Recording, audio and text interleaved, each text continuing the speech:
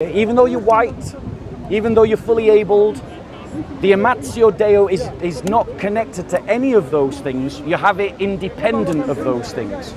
So in other words, it doesn't matter that you're a woman, it doesn't matter that you're white, and it doesn't matter that you're able-bodied, or whether you are black, disabled, and a man. The amatio deo is to be loved, and that is a better value than tolerance.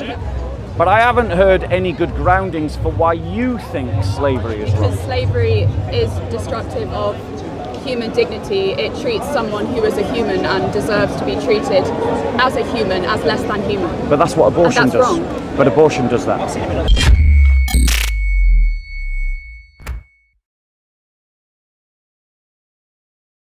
To stand on the truth, and the way that we know the truth is by following the evidence. Yeah. And the evidence points to the reality of the resurrection. So if someone honestly looks at that evidence, I am convinced that an honest person would believe in the resurrection. And that those that don't either haven't looked or haven't looked sincerely. You asked the question, madam. So even if we grant that the resurrection happened and that the evidence is, overwhelming, why is that fact a reason for me to accept Christianity, right? Okay. So if we think, you talked earlier about, that should be a reason for us to accept Christianity, right? Yeah. What tends to distinguish those, not only, their story about what justifies believing in these, sets of norms that constitute the religion, but it's the, accepting religion means accepting the norms, right?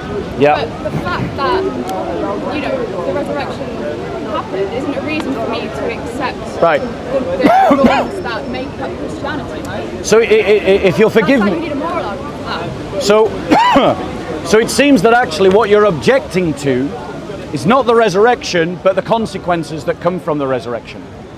So allow me to answer your question as I understand it. However, I'm not inviting you in this discussion right now. Sorry, hay fever. I'm not inviting you right now to accept a series of values.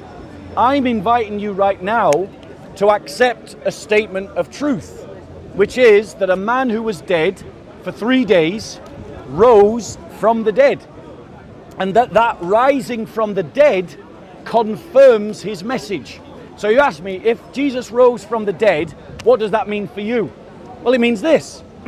If Jesus rose from the dead, then by the miraculous act of the man rising from the dead, his teachings are confirmed. What he said about himself, what he said about the world, what he says about you and me. So that might establish that he wasn't lying, and early Christians weren't lying about what they believed. That's a different point. To what? Exactly. To the point that the fact they weren't lying about their beliefs doesn't make their beliefs correct.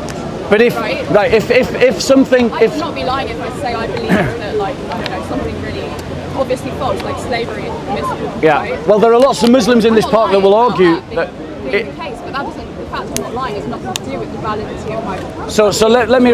Yeah, but the point is, if someone says to you that I am going to die and I am going to raise myself up from the dead, that's a pretty profound act. Impressive. Right, and it means that this person is not an ordinary person.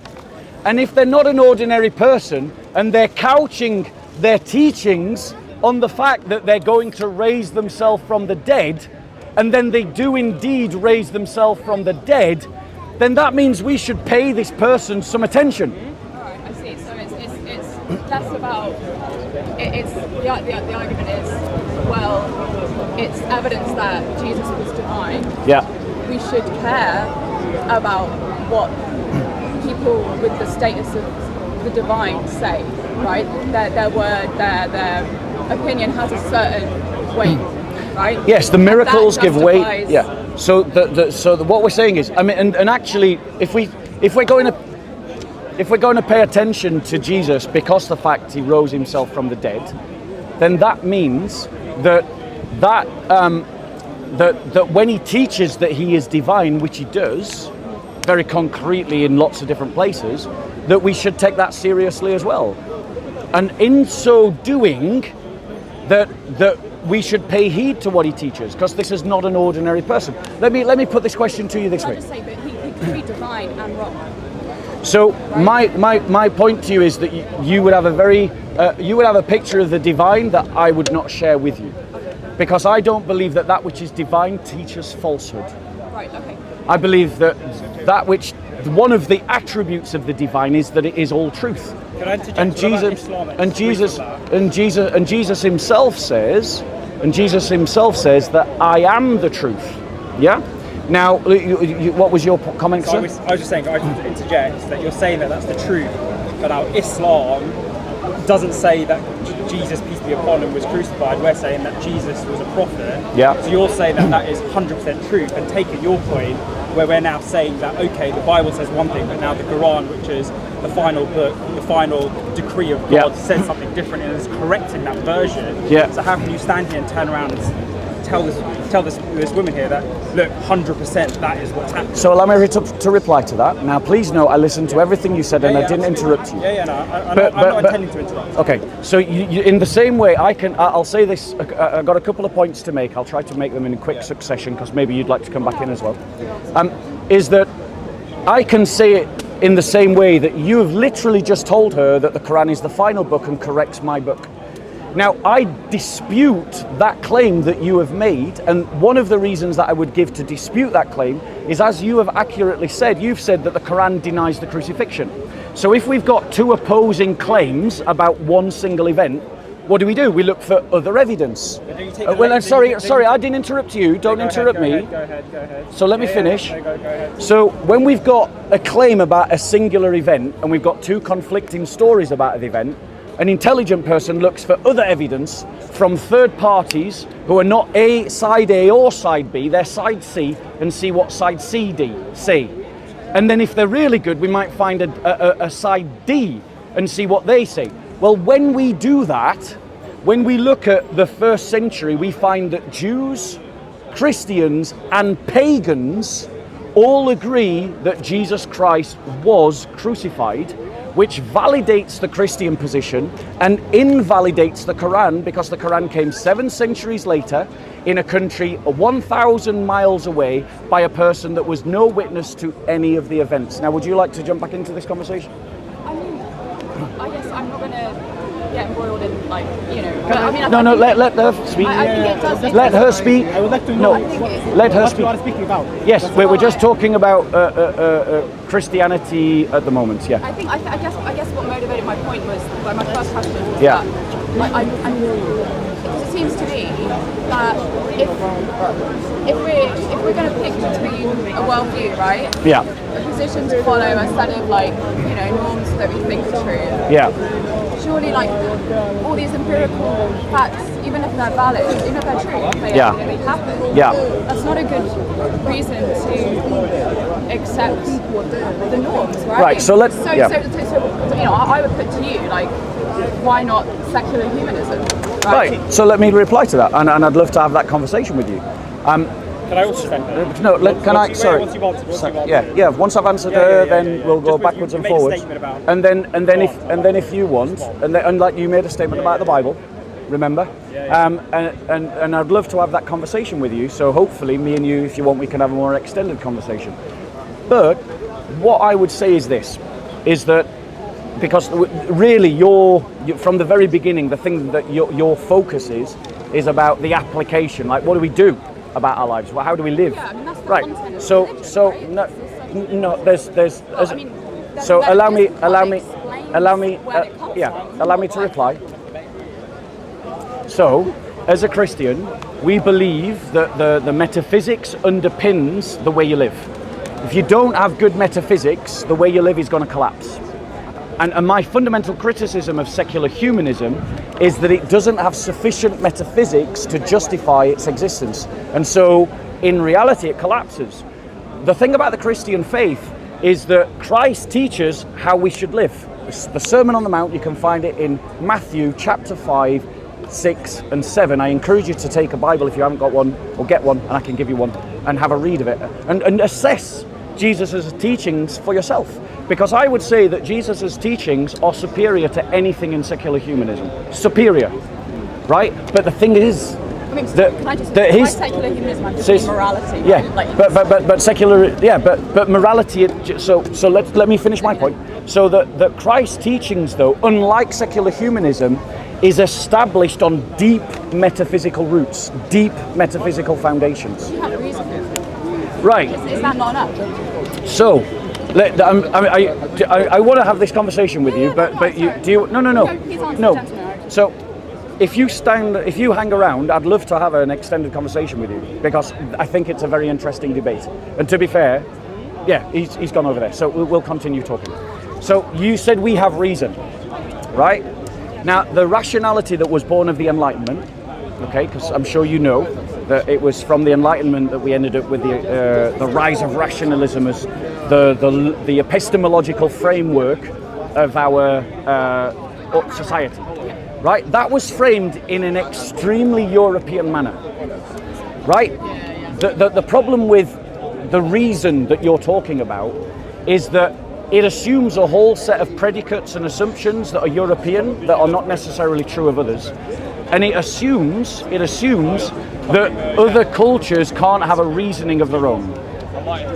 Yes, because if you look at yes, of course, the European colonialism. When the European colonialism was an Enlightenment project. But now, do we not acknowledge that reason has limits? No, condemned colonialism. No. It's just that we weren't in touch with the truth. No, of course, not initially, but now when we can rationalise about colonialism and when we come to what, when we apply reason, in hindsight, we can say that it is true that colonialism was contrary to reason. So allow me to reply, because what you're assuming there is that somehow reason can create values, and what I'm actually saying is that reason is just a methodological way of thinking, but what you end up thinking is decided by your values. Reason of itself cannot result in values that can be substantiated. Now, Nietzsche understood this. Yeah, I agree with you. Values are prior to reason. Values give us reason. Exactly. No, values give us the framework in which to reason. We reason inside a framework. Sorry, I meant like cumulative reason, isn't like values which reason for action. Yeah, but it can't give you values. Right. And I'll prove it to you. In the Enlightenment, they didn't reason their ways to any values outside of a context. They reasoned themselves to values like tolerance and the secular state and individualism because Europe had just undergone a civil war between Christians that had killed 8 million people. And then when you understand, that they came up with a secular state because they wanted to organize society away from church, individualism because they wanted to move away from collectivism, i.e. the two parties, Protestant and Catholic, and tolerance because of all the wars, what you realize is they didn't just reason their way there. Their reasoning came out of a backdrop. Yeah, reason can't get you those values on its own. Yes. Now, Christianity gives us a series of values rooted in the life of Jesus. I sort of park the previous point. I guess a different question is, okay, what is the difference between liberal and egalitarian values? Yep. Right? Yes. At bottom, what is the difference between those values, which, as an atheist, I think are valid by the fact that when we reason correctly and we argue it, we have debates, and we accept them. Yeah. Right. Those values like liberty, individual liberty, equality, tolerance, all these things. What, like in their actual content, in their substance, what is the difference between the values that Christ taught and those values? Okay, I'm going to answer that question, and if you mind, I'll give a bit more. So the bit more first, which is that I want to stress again, the Enlightenment did not reason to those values. Those values were a necessity because Europe was looking for a way to end the wars of the Reformation. And so you didn't, and you have just inherited them as a historical tradition of 300 years from the Enlightenment. But the reality is, reason didn't get you there. Christians failing to be Christian got us there because Christians killed Christian and killed 8 million of ourselves in a civil war. Now, my point is, therefore, it's your claim that we reasoned our way to these values is a false one. It's a false claim. Reason didn't get you those values. Necessity demanded those values. But Right. okay. If we disagree about where the values came from, Yes. then Now, that's fine. I can disagree Right. about, but surely, like the question whether they're valid now. right. So I'm gonna come. Not dependent on how they. Yeah. So I'm actually saying to you that I want to propose this thesis. Christian values and Christian ethics are superior to secular human ethics. Now let me make some cases. Would you agree with me that if you can't practice what you preach, and if your ideology intrinsically leads to contradiction, that it's a no good ideology? Yeah, it lacks integrity and it's critical. Let me demonstrate to you that the liberal humanist project lacks integrity. Liberals talk about tolerance. However, the French state and the American Revolution were both built out of intolerance. The French Revolution. They're just getting the liberal values wrong. Yeah. Like, Oh, wait, they're misapplying them, let me right? finish. That doesn't mean tolerance is Let me finish. Right. Tolerance is an empty term. It's a term that you fill it with meaning. What exactly should we tolerate?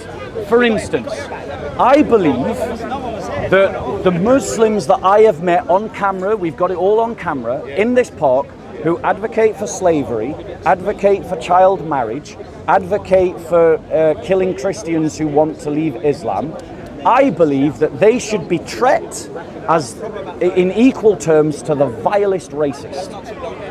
Do you agree that we should not tolerate that? I mean, I don't agree with those. But should we tolerate it? Should we tolerate a neo-Nazi racist who says the most... Right, so should we tolerate an Islamist who says that I as a Christian should be made a second-class citizen? No. Right, great. Now, on what basis... On how are we defining...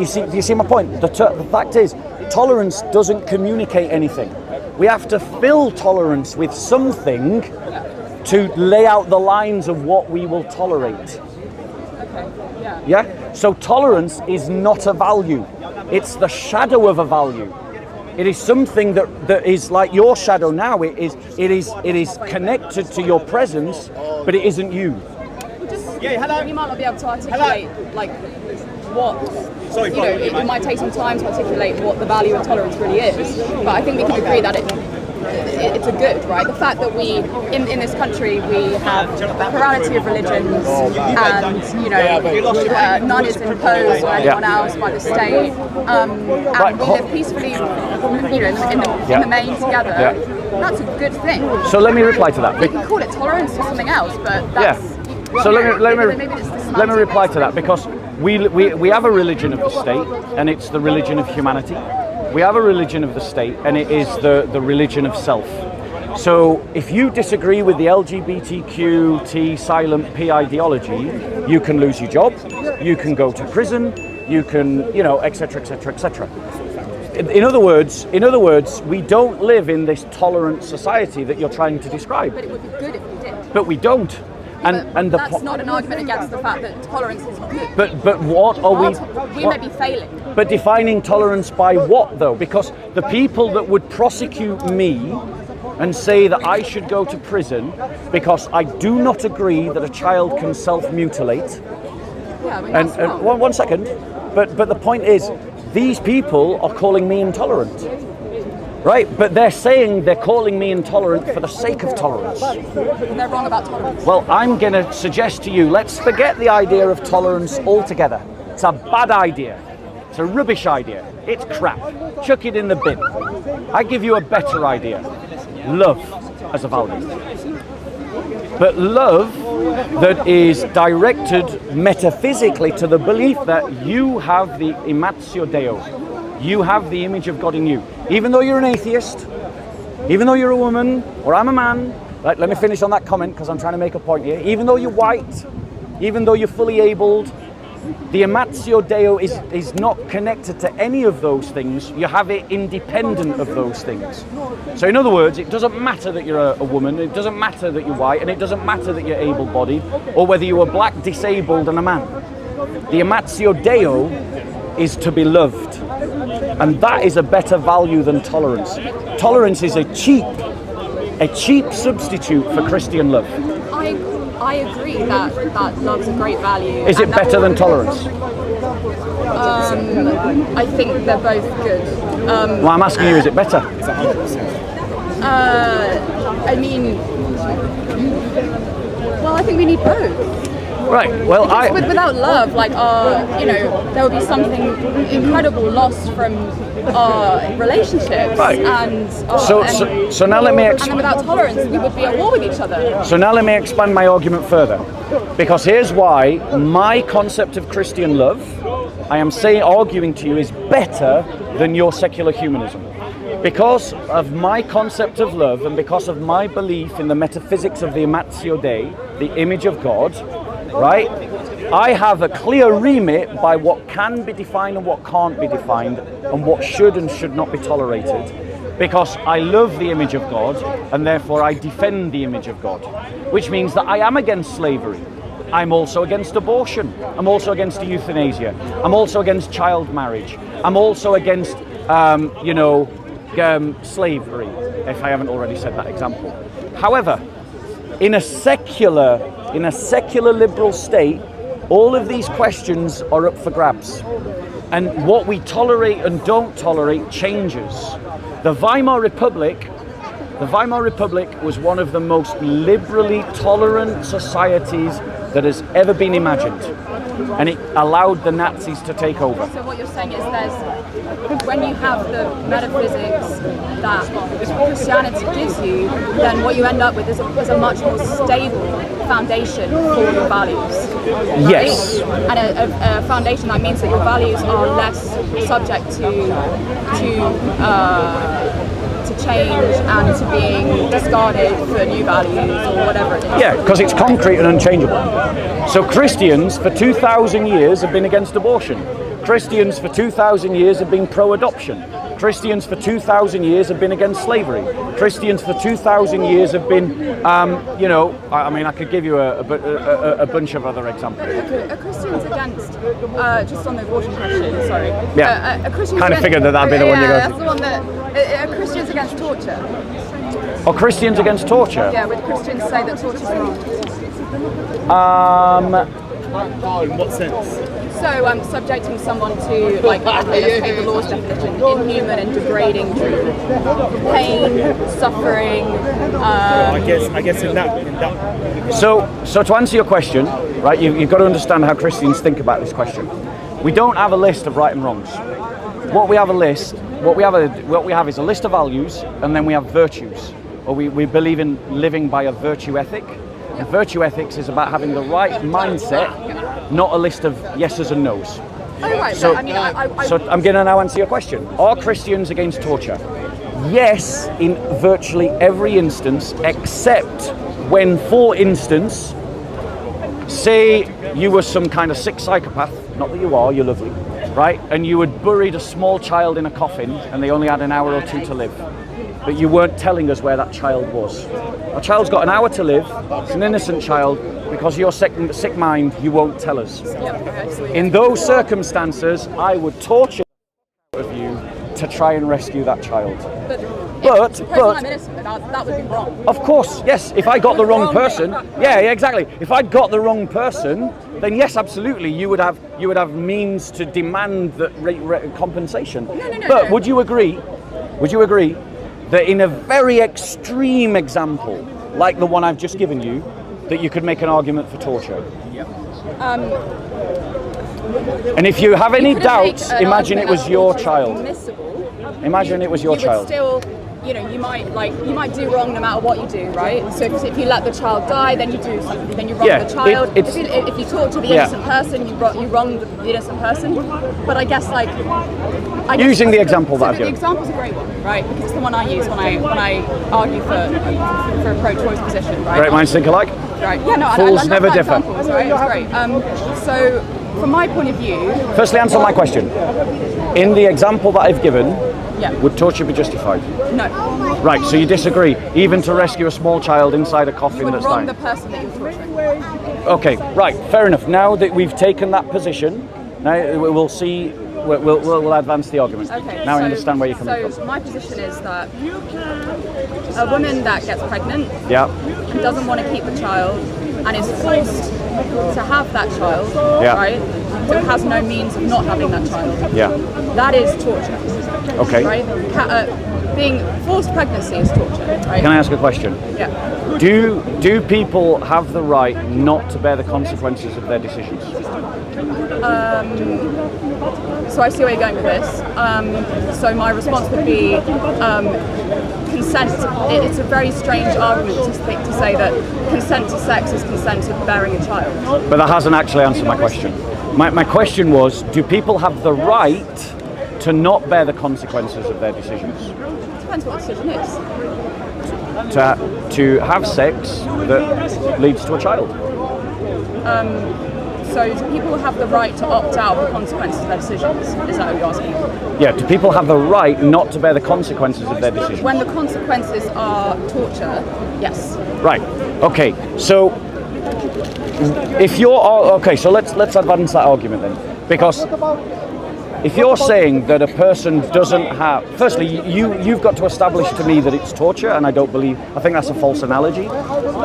So I don't believe it is torture. I haven't had a child, so I can't speak personally. But just think, for example, the pain of childbirth, right? That's pretty much agreed to be the most severe pain imaginable. Other than for men, being kicked in a certain area or passing kidney stones, I'll accept that. Yeah. But it's a severe, excruciating pain. It's also natural. It's also natural. It's also natural. It's completely natural. That doesn't make it less. You don't have a right not to avoid. You don't have a right to avoid pain. Really? No.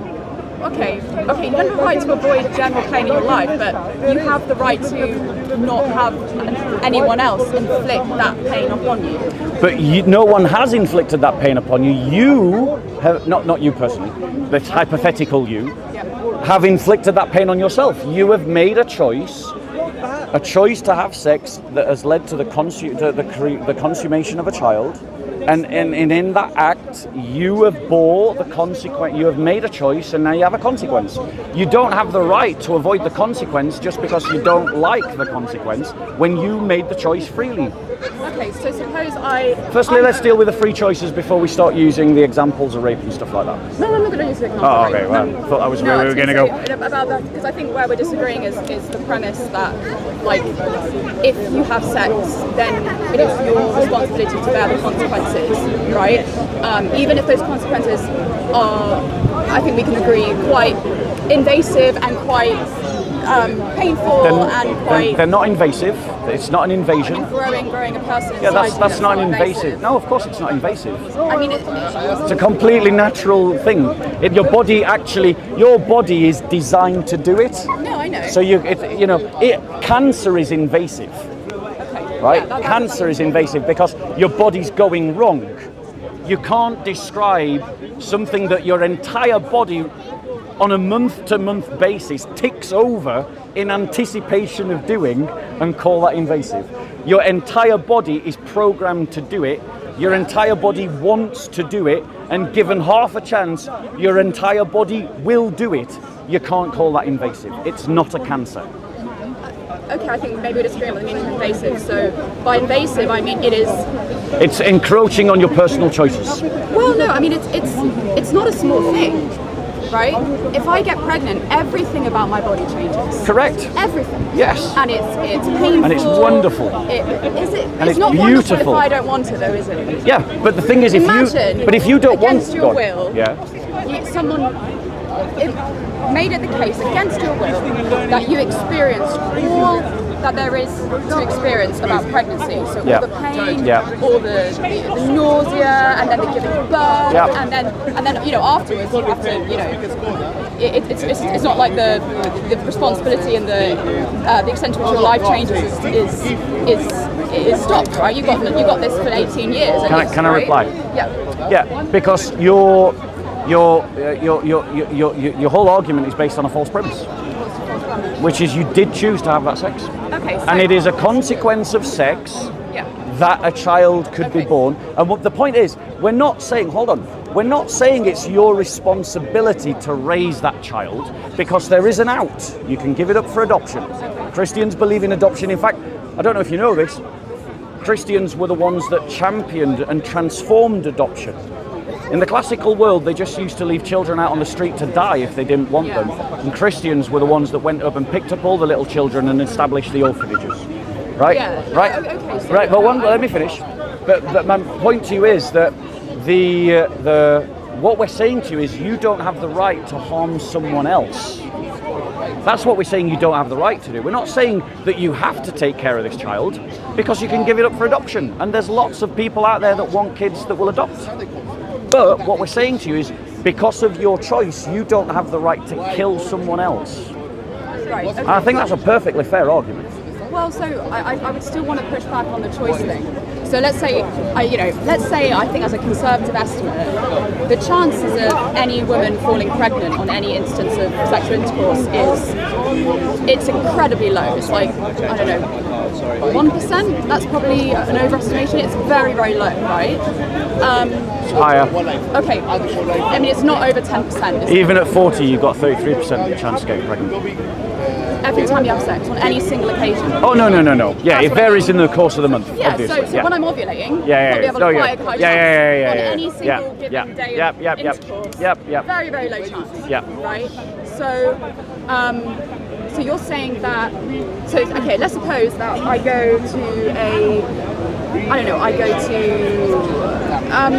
Ukraine, where the area of Ukraine which is now you're not supposed to visit because it was contaminated by Chernobyl disaster, right? Yeah.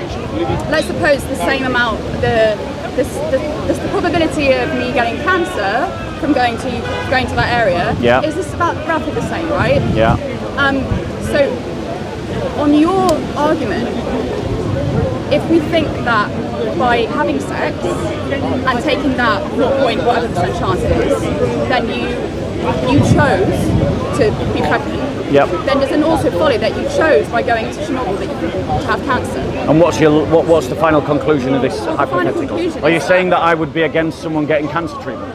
Well, right. Well, firstly, you're framing abortion wrong. Abortion isn't a medical treatment. But abortion is an interference with a totally natural process. It's like someone stopping your heart. Your heart, left alone, will beat. Your body, left alone, will grow a child once you're pregnant. Your tumour will grow by itself if you don't intervene. Yes, absolutely. But the tumour is your body going wrong. Your RNA and DNA are malfunctioning. That's not normal. It's normal in the sense that it's common, but it's not normal in the sense that that's what your body is supposed to do. So you can't compare developing a treatment when your body goes wrong, like when you break a leg, and sticking a splint on, to abortion, because abortion isn't a medical treatment. It is just a murder. It is just killing a child. Men and women experience cancer. Both men and women experience cancer, whereas giving birth, only women have the ability. Which to means that it's an intrinsically innate and natural process. So it shouldn't be medicated. My point is that really isn't comparison. To go from the incredibly valuable to the incredibly benign, it's like cellulite. We've medicated cellulite. It's totally normal. It's a natural thing. You don't need to medicate cellulite. But we've medicated cellulite because a bunch of capitalists realised that they can prey on the vulnerabilities and sensitivities of women and get them to spend a fortune on stuff that is just normal body function. And that's what's happening with the abortion industry. Marie Curie was a neo-Nazi racist who established her centres to try and keep the black population down. That was the reason why she established her abortion business, because she was a member of the Ku Klux Klan and she wanted to stop black people breeding. Yeah, and that's awful. Right, great. So shall we cancel that organisation? Can we agree that organisation is awful? Okay. Let's suppose then we have an organisation that doesn't have Mo through its history who's providing. Great. Right. Now let's talk about that. Right. Let's talk about someone who set up abortion more in line with your thinking. Yeah. Can I just make a quick? Yeah, of course. I'm quite unusual as a pro-choicer in that I still, so say if I got pregnant, an unwanted pregnancy, and I had an abortion, I understand and I would accept that I am doing something wrong by having an abortion, right? Yeah. I am wronging that potential life inside me. Why do you say potential? It's life. Well, On what grounds is it not a life? Okay, it's a life, right? Okay, great. I am wronging that A life, yes. Right? Yes. So I accept that. Do you But think, I think sometimes wrongdoing can be justified. like torture? Okay, yeah, fine. There you go. But when I said that torturing the person to save the child would be wrong, I didn't mean it could be justified on the basis of saving the child. No, you said it was always wrong.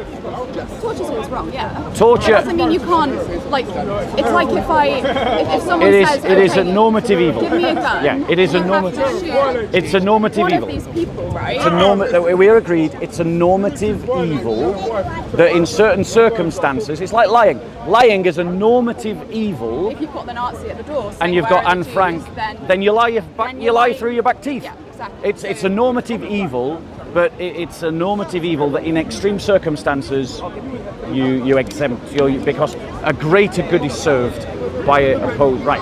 So now we've established that under certain circumstances we can torture people. Let's now talk about abortion. Are there certain circumstances that would justify an abortion? I would say there are no circumstances that would justify a deliberate abortion.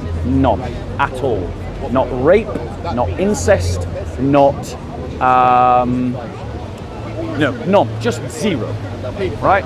So if like it wasn't part of my plan to go to the extremes, because I don't think we need the extremes. I'm glad. It's nice to talk to someone who doesn't do that.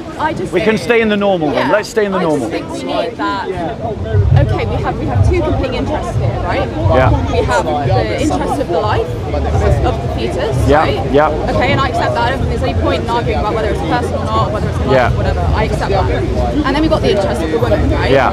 So what we're balancing, what we have on either side is a death and extreme torture for 9 months.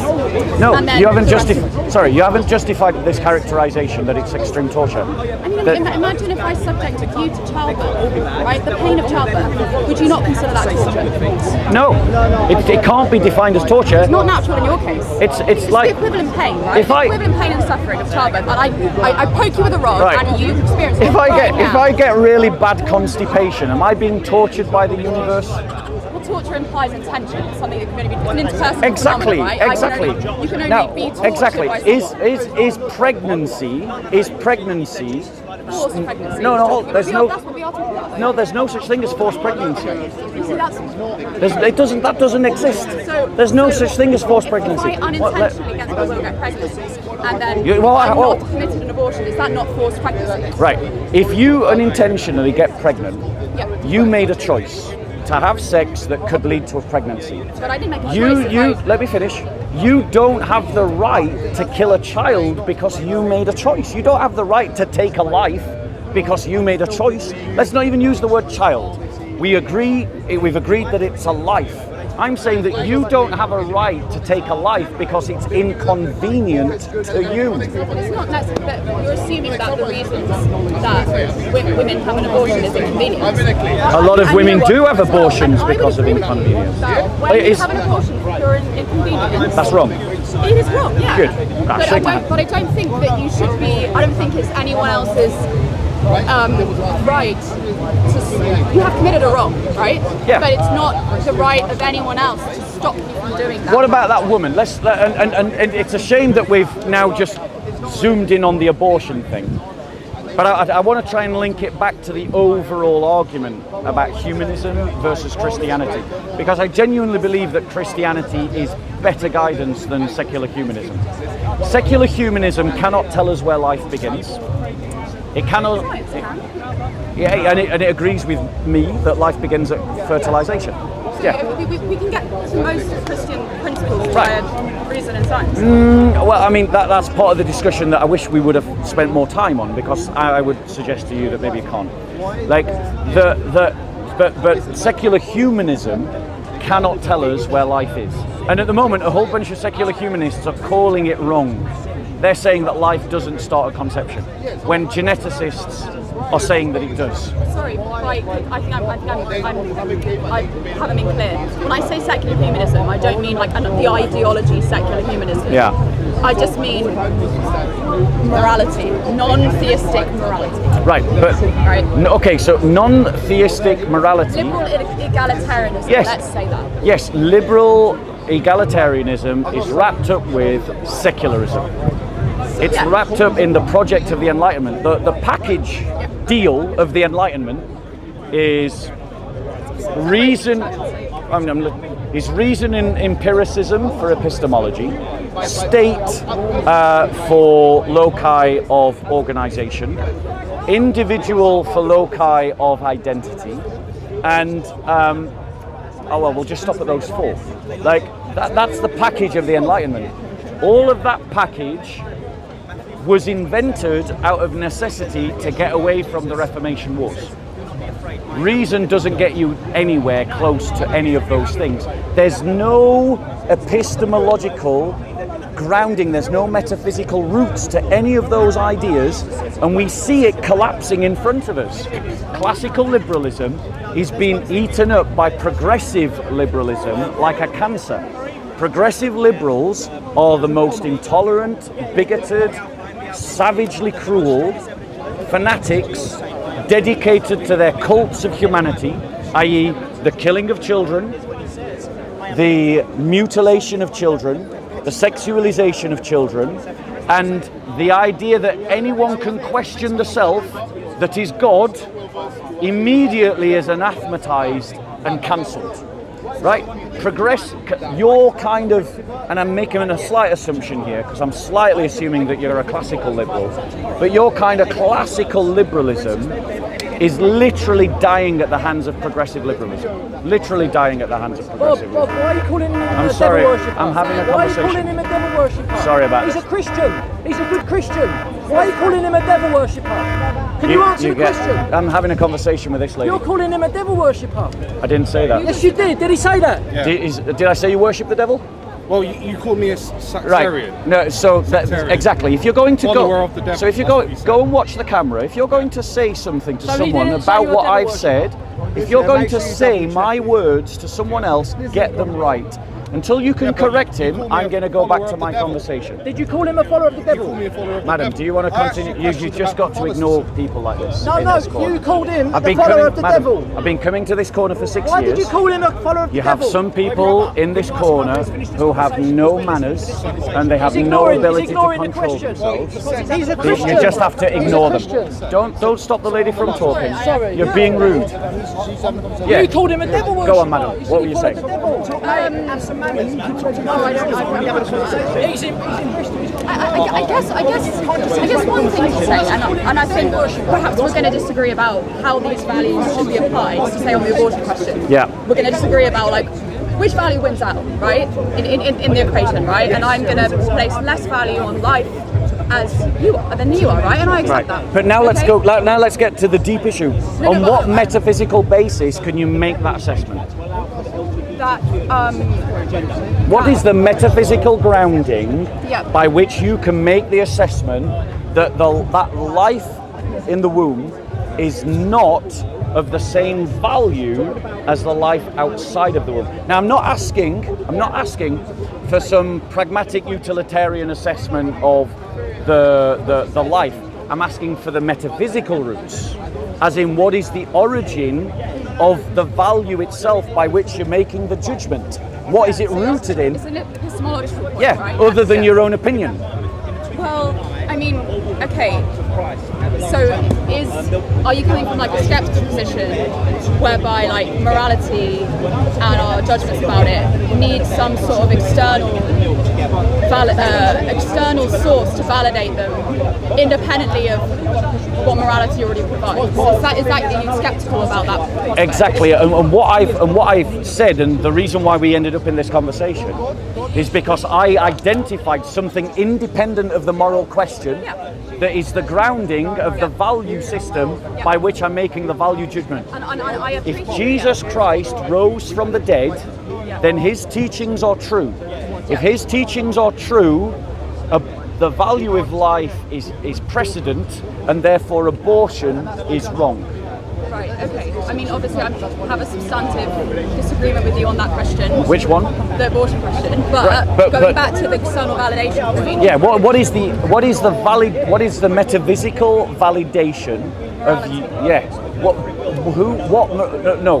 What is the epistemological basis of saying that this life is not valued? Like I that think the life. life is valuable. I'm not denying that the life is valuable. But it's not as valuable enough to keep alive. Well, no, it's just not sufficiently valuable to warrant the consequences of safeguarding the value. And so I'm asking you on what which is basically torturing. on what metaphysical basis are you making that moral assessment? I'm doing it on the teachings of Jesus, and I'm doing it because Jesus rose from the dead. Those are my grounds. That's my foundation. What's yours?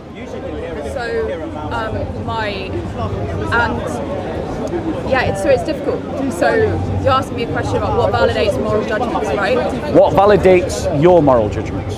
Not my moral judgments are validated by the fact that Jesus rose from the dead, which confirms his teaching. My reasoning. Your reasoning, right? But that is so. What you're saying is it's your opinion. It's your assessment of the situation. Well, I mean, I don't think so. This might be a bit more of a controversial example, but let's suppose that. So, in my view, there are some moral truths which we can state that are true objectively, right? That it's not a matter of opinion. So, like slavery is wrong, right? I guarantee there are people in this park arguing that slavery is okay. But they're wrong. Should they be tolerated? No. Good. I'm glad we agree about that. But what it doesn't add anything to my statement when I say it's really true that slavery is wrong. Right. And what I would say to you is here. It's not just a matter of my opinion. Hold on. When people say I heard that you. slavery is wrong, they don't just think, oh, it's a matter of my opinion that slavery is wrong. But they here's mean it's actually true. It's a matter of morality. Yes, I know, but you made a non sequitur statement, or rather, you simply what we call begged the question. You said slavery is wrong. It's a matter of fact, slavery is wrong. Yeah. As a matter of fact, I agree with you. As a Christian, I have reasons to agree with you because Jesus said that I have come to set the captives free. When he talked about captives, he was talking about slaves. And that's why... Wait, one second. But you said the reason why I say slavery is wrong is because of my reason. But the point is... reasons, which I could provide, so it's not circular argument. But the reason... Okay, so there's circularity at the bottom. And that's the point. Hold on one second. That's the point. Of morality. That's the point. The circularity at the bottom. In other words, not a vicious circle. at bottom, it's just going to amount to these are the conclusions that I've come to. But don't you also have circularity at the bottom as well? No. Because if I have demonstrated, why should the fact that Jesus Christ said that slavery is wrong be a reason for me to accept the judgment that slavery is wrong? That Jesus said that Jesus said that slavery is wrong is not a reason for you to accept that slavery is wrong. That Jesus is God and said that slavery is wrong is a reason for you to accept that slavery is wrong. So why should the fact that Jesus is God, why should that count as a reason for me to accept slavery is wrong? Because Jesus said it. Why does the fact that Jesus is God matter? Because Sorry. It's an authoritative figure. That's why. All right, okay, but like, so just because someone's authority doesn't mean that what they say is... do you stand on your imperial self and the ability to think for yourself, which is what basically the Enlightenment is all about. Who gives you that authority? What he's saying is his authority is God himself. Right. Thank you so much. Who is your authority So if you're saying, That's exactly. Okay, value. So Sister, why is slavery wrong? so well, it's so- because it is the point that- destructive of human dignity. So- because it causes harm. Because it and all these things we can accept as. But you as say, as but you're facts. each of these statements, you're just begging the question. You're So are stating you, no, so are you. no, hold on, because my beliefs are rooted in Jesus' teachings, and Jesus' teachings are confirmed by his miraculous rising from the dead. It is an objective event in history that happened to a real person I grant you that validates what he said. Because Why does it validate what he because something I actually said to you earlier in our conversation. Because if someone rises from the dead, this ain't an ordinary person. Someone literally says, I'm going to die, but I'm going to raise myself to life. And then he does, right? This is not your average common Joe on the street. This is not like me. So my point to you is, Respond to that. Yeah. Point though. Eliud Kipchoge, right? Fastest man, marathon runner, Yep. sub 2-hour marathon. Yeah. He's not an ordinary person. Yeah. He's remarkable, right? Yes. Actually, so why don't we listen to him? No, actually, he Right. did, On moral precedent. actually, he did something that an ordinary person can't do, but that doesn't mean that Other people can't do it. exactly true. Well, I mean, okay, let's stipulate then. So you that can't Eliud train yourself to Kipchoge- die and then resurrect. You can't. Yeah, train there's yourself. no amount of training. There's no comparison yeah. to being raised from the dead Yeah. in 3 days. There's So no- it's because you could train yourself to be as fast as that guy, or I could. Well, As a I mean, woman, you probably never could. Unfortunately not. Yeah, and that's not a sexist comment.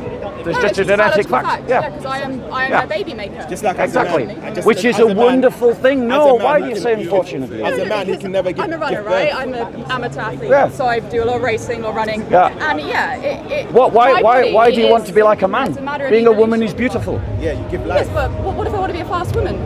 You can be a fast woman. You just can't be as fast as a man. You can be faster Yeah. than him.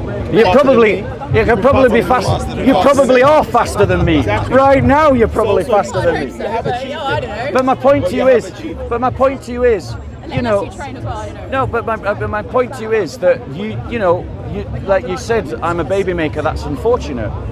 There's nothing unfortunate about being a woman. Sorry. Being a woman is a No, wonderful no, thing. No, sorry. If Let me he clarify. never had a mother, he wouldn't be here. So No, without you, the next. Without her, I would still be here. Yeah, No, no, without her, the next Abraham sorry. Lincoln man will be here. Don't get me wrong. I think, you know, as a matter of the only so my dissatisfaction with my womanness is relative to womanhood is relative to my inability to run as fast as my guy runs, right? Yeah. With Yeah. as much ease as they do, right? So no matter how hard I train, I just can't beat them. That's not to say that I have a global dissatisfaction with my womanhood, right? Yeah. You know, I don't dislike what evolution has given me.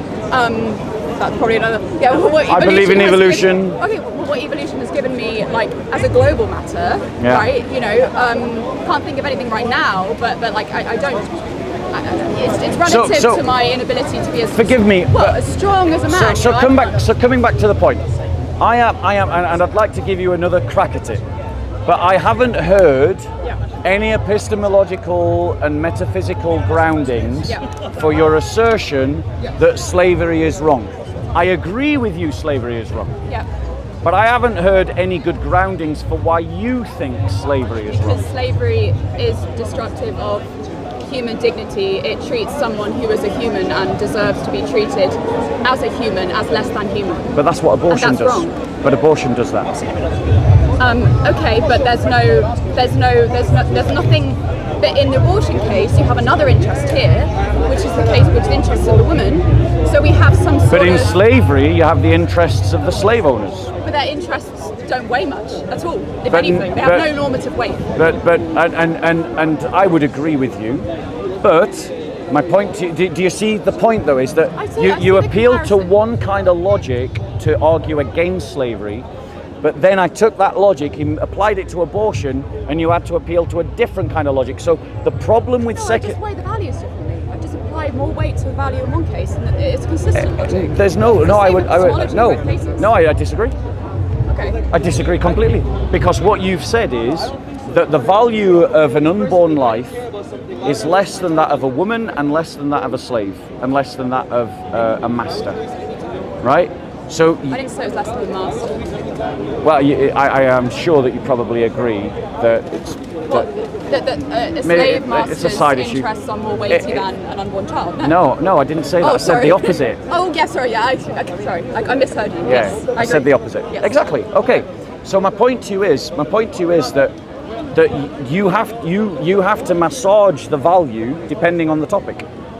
Yeah, but values apply differently in different cases. That's fine. Like My values, sometimes the value of my promise Yeah. will be weightier when the reason I want to break my promise is just that I want to watch a Netflix special, right? Yeah. And then other times the fact that I promised to meet for lunch tomorrow and then my child falls really sick, the value of my promise isn't sufficient to outweigh the value of me looking after my child. So it's permissible for me to break my promise. So promising might be valuable, but the weight we assign to This is the Christian. the facts strain the weight of value. But what I would say to you is that there are no facts. There are no facts. And there are no facts that we can assess that would lead to a conclusion that abortion is justified. And this is the point. Even Is a justified wrong. a justified wrong? So I thought we agreed earlier that it's possible. So because I agree with you that if I had an abortion, in cases other than unless my reasons were I'm going to die, Yeah. unless I don't have an abortion, or I was Yeah. raped, or it's a product of abuse or something like that, then I think I genuinely believe that I have something to regret. You haven't. I've committed a wrong. When you said that reasons other than- we should oppose slavery because it degrades a human being.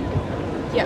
Well, I would say that there's no worse way to degrade a human being than ending their life, especially when they're innocent, especially when they didn't ask to be brought in the world, Yeah. especially when they're not causing you any harm, which they're not. No, a child is not a growing child, a growing life in your womb is not causing you harm. It is not. It is not causing you harm. You psychologically may cause yourself harm about how you think about it. Psychological harm is harm. Yeah, but that's you causing yourself harm. The child has caused you no harm because it has no intentionality and no ability to practice any The child isn't a moral intentionality. agent yet, right? Exactly, so it is completely innocent. So therefore, we are saying that we're talking about taking an innocent life who has done no one any wrong purely because, for whatever reason, it doesn't suit us. What if but I already agree it's wrong in those cases. But What case is not like that? So, rape, right? If I'm raped, I get pregnant. It's you think that morally speaking, I should be forced to have that rapist's child because let's be clear, I didn't consent to sex. Agreed? Right? No consent. Yep. So the argument that I consented to sex, therefore I take responsibility, is not valid, right? Yep.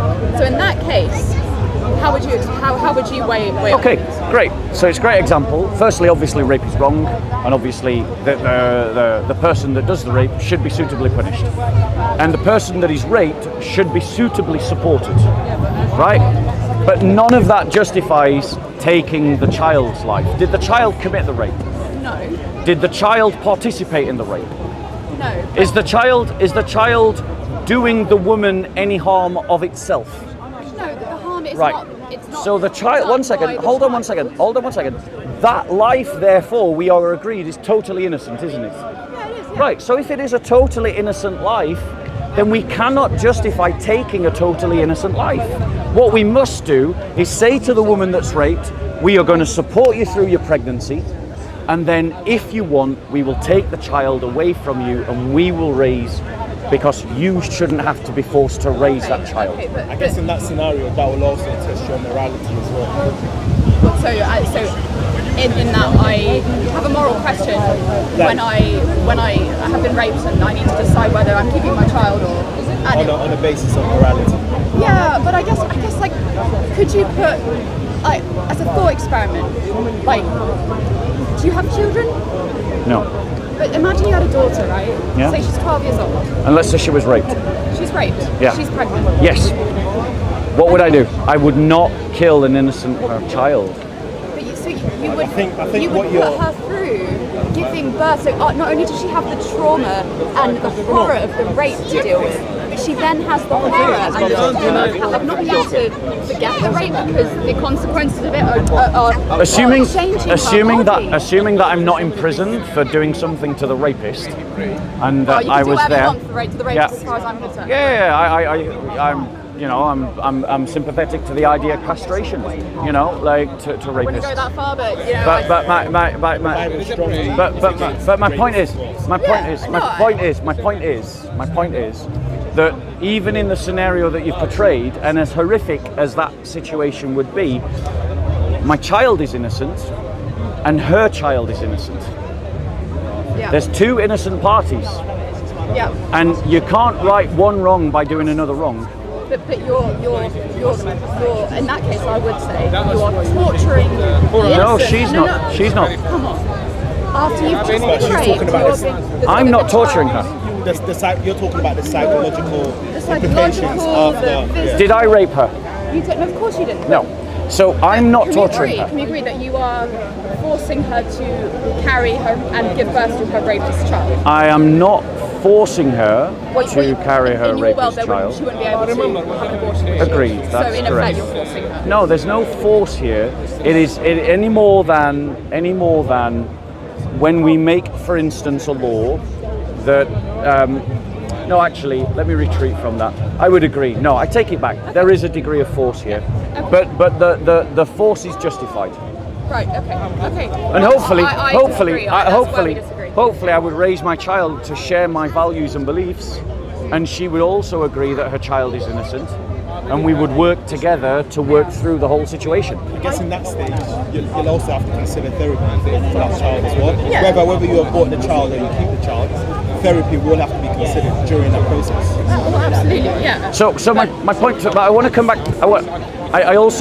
I'm also conscious that this brother wants to ask questions. Yes, Bro, right. how much time have you got? Are you still wanting to ask questions? Hanging on. No, we're going to the pub at about half an hour. Right. I should probably make What's your name, sister? Ali. Ali. Nice to meet you, Ali. It's been a pleasure. Have you got a Bible?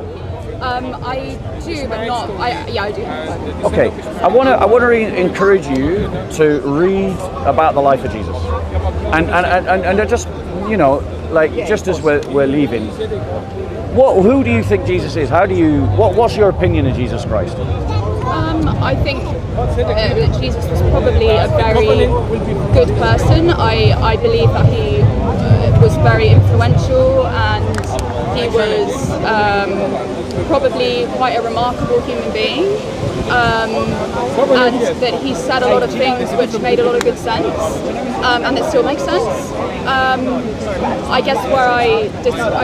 What I don't believe about Jesus was that he is divine. That's right. Okay. So I would say amen to. Not abortion though. He didn't say good I would say amen to everything you said about his humanity, because I agree. That's what I believe about his humanity as well. But Jesus himself claimed to be more than human. He claimed also to be divine, and that claim is validated by the resurrection. And my point to you is that if you just at the human level, if you think Jesus is a great man, the simple message of Christianity is that we be students of Jesus, that we learn about him, we learn about what he teaches, and we learn about his perspective on the world.